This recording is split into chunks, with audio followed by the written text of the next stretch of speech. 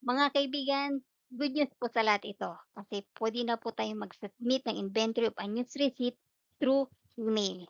Okay? So ito po ay makikita natin dito sa newly released na RMC 66-2024.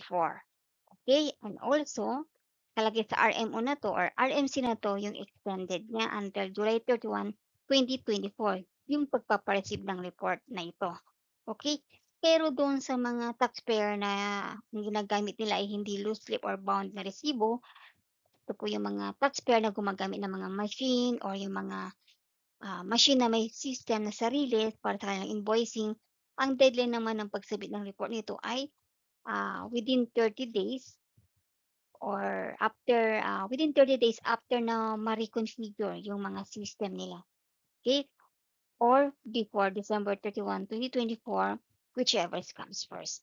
Okay, so you can download this memorandum para mas maintindihan niyo po yung aking nasabi. Okay, so tara po atin nang ituloy kung paano tayo mag-submit via email. So under this memorandum, dun sa pinaka-second paragraph, dun po nakalagay yung dalawang additional method ng pag-submit ng inventory na ito. Pati yung deadline din po nakalagay diyan. Pero ang akin pong itatakal dito is kung paano mag-submit via email, kung saan tayo magsasubmit.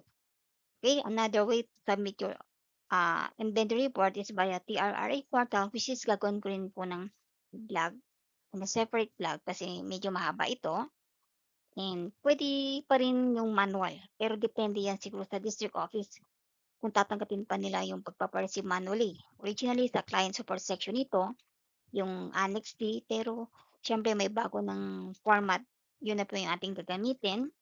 At saka ina-attach pa dito yung pinaka-xerox ng huling resibo na nagamit, yung series. Okay? So, it should be submitted doon sa pinaka-head office tsaka sa branch office. Okay? So, yung inventory of unused receipt, ano na nga ba yung format nito?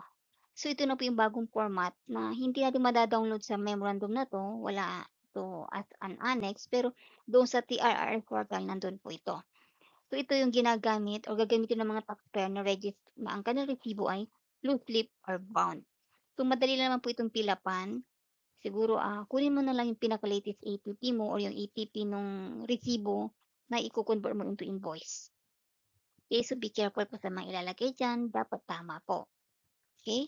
And then ito i-scan ninyo not higher than 4 MB para attachable siya dun sa email natin. Okay? So yun naman pong isa na sinasubmit is yung notice of renaming na ginagamit ng mga taxpayer na ang gamit nilang pagre-resibo is POS, CRM, or yung mga machine na may sariling system.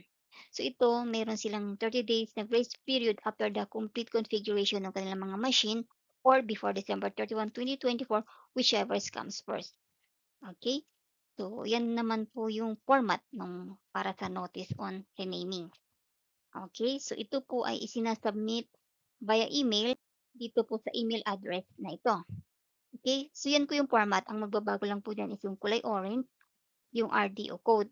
Kasi kung saan RDO ka nakaregister, yung head mo, tsaka yung branch mo, kung may branch ka, yun pong ilalagay mo dyan.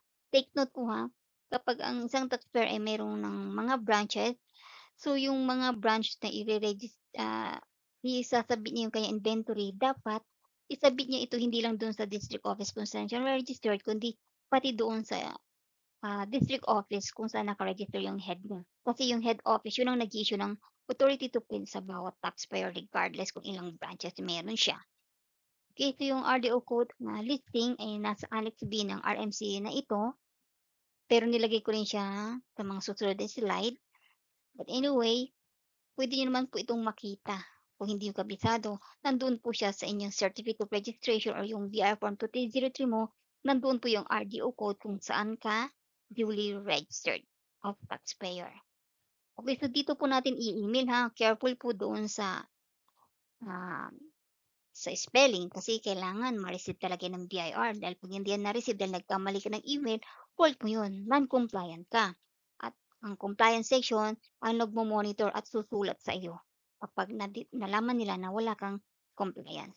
Okay? And I think masasagot yan sa penalty. Okay?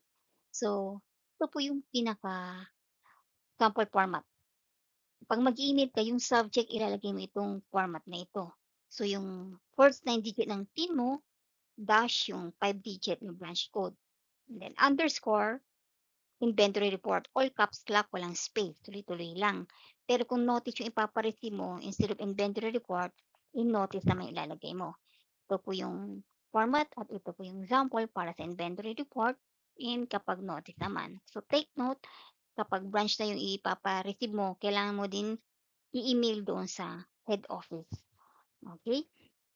So yung branch code, halimbawa isang digit lang yung branch code mo pero 5 digit yung hinihingi, lagyan nyo lang po ng zeros para makomplete yung 5 digit na yan.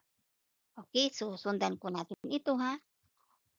And then also yung email na gagamitin mo, dapat ma-open mo yung email mo dahil magre-reply ang BR doon kung ma-receive nila yung email sa kanila. Okay?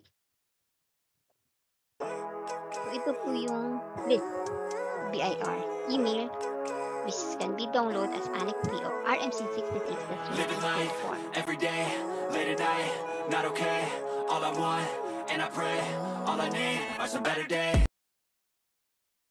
Okay po mga kaibigan, susunod ko naman po yung tutorial about how to submit your inventory of unused receipt via BIR TRRA portal. I hope may natutunan po kayo and please kindly support this channel. Thank you and God bless.